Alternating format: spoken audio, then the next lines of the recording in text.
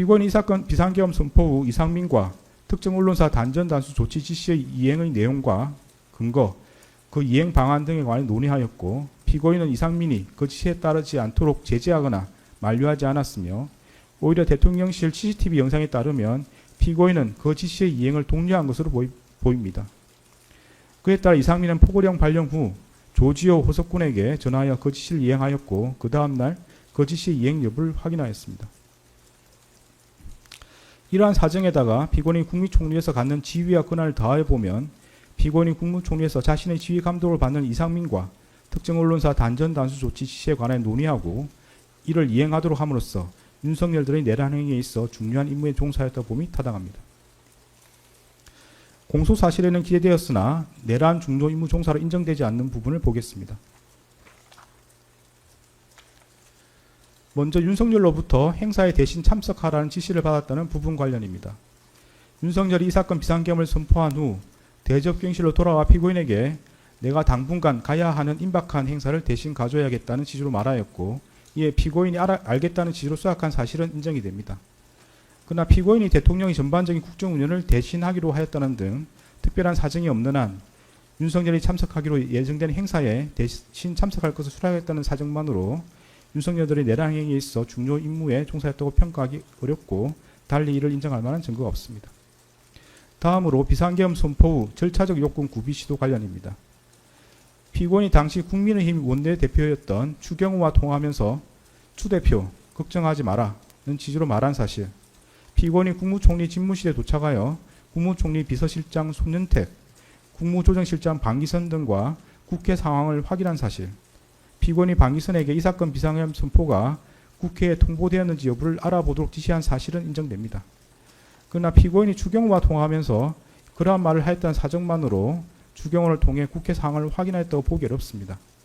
설령 피고인이 추경호를 통해 국회 상황을 확인하거나 방기선 등 국무조정실 소속 직원을 통해 비상계엄 선포의 국회 통보 여부를 점검하였다고 하더라도 그러한 사정만으로 피고인이 윤석열 등의 내란 행위에 있어 중요한 임무에 종사했다고 평가하기 어렵고 달리 이를 인정할 증거가 없습니다.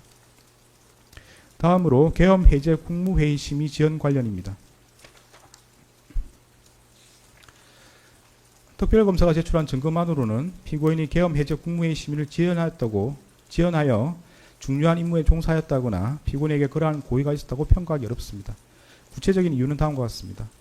헌법과 법령 규정에 따르면 대통령은 국회가 계엄 해제를 요구한 경우 국무회의 심의를 거쳐 지체 없이 계엄을 해제해야 하고, 대통령이 그 국무회의를 소집하고 주재하며 대통령이 사고로 직무를 수행할 수 없는 경우에 국무총리가 그 직무를 대행한다고 되어 있습니다. 그런데 윤석열은 국회에서 비상계엄 해제 요구안이 의결된 직후인 2024년 12월 4일 1시 8분경 합동참모본부 전투통제실로 항하였다가 1시 51분경 대통령 집무실로 돌아왔을 뿐, 당시 윤석열이 사고로 인하여 대통령으로서 직무를 수행할 수 없는 경우에 해당한다고 보기 어렵고 달리 이를 인정할 자료가 없습니다. 따라서 피고인이 윤석열의 직무를 대행하여 국무회의를 소집하고 주재할 수 있었다고 보기 어렵습니다. 설령 피고인이 윤석열의 직무를 대행하여 국무회의를 소집하고 주재할 수 있었던 상황이라고 하더라도 다음과 같은 사정을 고려하면 피고인이 비상계엄 해제를 위한 국무회의 심의를 지연하였다거나 피고인의 그러한 고의가 있었다고 평가하기 어렵습니다. 국회법 98조 1항은 국회에서 의결된 의안은 의장이 정부에 이송한다라고 규정하고 있으므로 국회에서 비상계엄 해제 요구안이 의결된 경우 국회의장이 정부에 이를 이송하여야 합니다.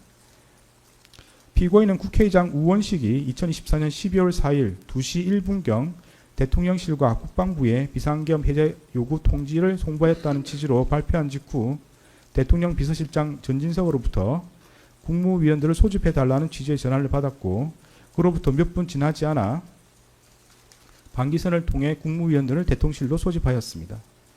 피고인은 같은 날 2시 28분경 대통령실에 도착해 윤석열에게 비상계엄 해제를 위한 국무회의 개의를 건의하였고, 윤석열의 승낙을 받아 국무회의를 주재할 권한을 위임받았습니다.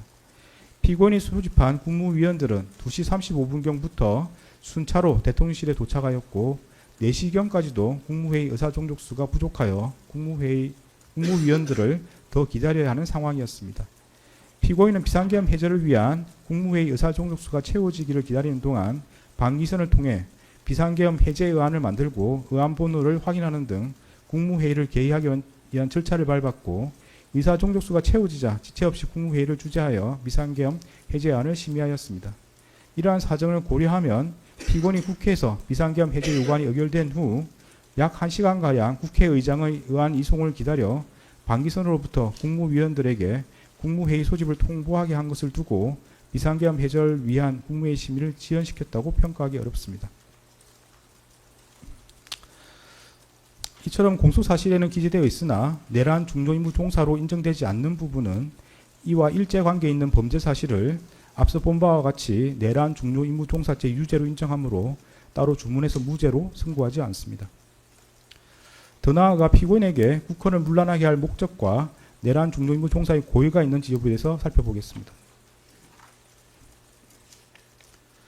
피고인에게 국헌을 문란하게 할 목적과 윤석열이 그러한 목적으로 포고령을 발령하고 군병력과 경찰 공무원 등 다수인을 집합하여 폭동을 일으키는 사실에 대한 인식과 의혹이 있었다고 인정할 수 있습니다.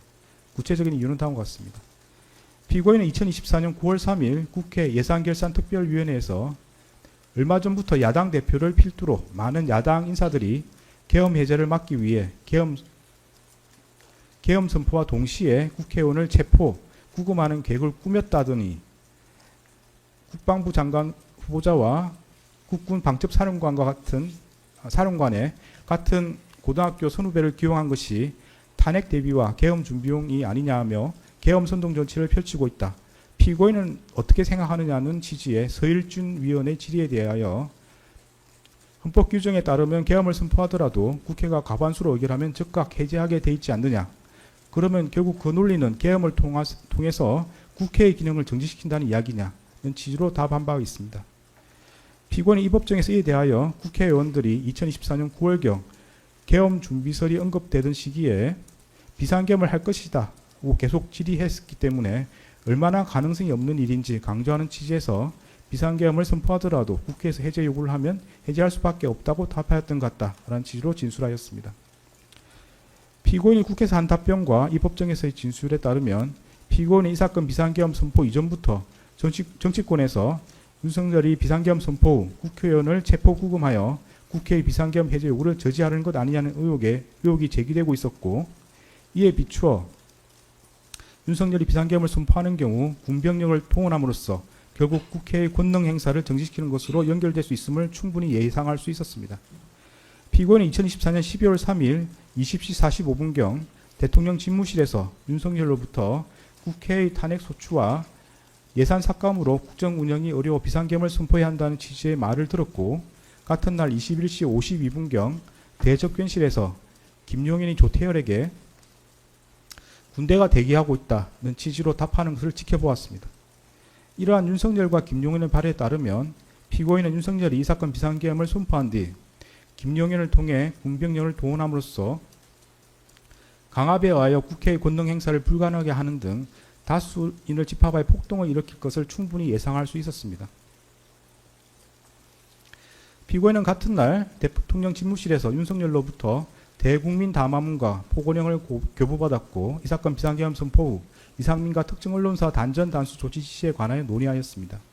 이러한 대국민 담화문, 포고령, 이상민이 받은 지시 내용에 따르면 피고인은 윤석열이 반국가 세력인 국회를 척결하겠다는 이유에서 이 사건 비상계엄을 선포한 뒤 군병력을 동원하고 포고령을 발령하여 국회와 정당의 활동을 금지하고 특정 언론사의 활동을 불가능하게 하며 이를 위반한 사람을 영장 없이 체포, 구금, 압수수색하여 형사처벌함으로써 헌법과 법률에 의한 절차에 의하지 않고 헌법에 따라 보장되는 의회 정당제도와 영장주의를 소멸시키고 헌법에 의하여 금지되는 언론 출판에 대한 허가금지를 시행할 것을 충분히 예상할 수 있었습니다. 이러한 사유로 피고인에게 국헌을 문란하게 할 목적과 내란 중요 임무 종사의 고의가 있다고 인정됩니다. 다른 혐의들에 대해서 보겠습니다. 허위 공문서 작성 혐의는 유죄로 인정합니다. 관련 공소사실은 피고인은 강의구 김용현, 윤석열과 순차 공모하여 마치 대통령의 국법상 행위인 비상계엄 선포가 국무총리와 관계 국무위원이 비상계엄 선포 전에 부수한 문서에 의하여 이루어진 것처럼 보이게 하여 이 사건 비상계엄 선포 관련 사법 절차 등에 행사할 목적으로 그 직무에 관하여 윤석열이 서명하고 피고인과 김용현이 부수한 비상계엄 선포문 표지를 허위로 작성하였다는 것입니다. 이에 대하여 피고인과 변호인은 피고인은 강의로부터 비상계엄 선포문 표지에 서명을 요청받으면서 별다른 설명을 듣지 못하였고 그에 부착된 비상계엄 선포문이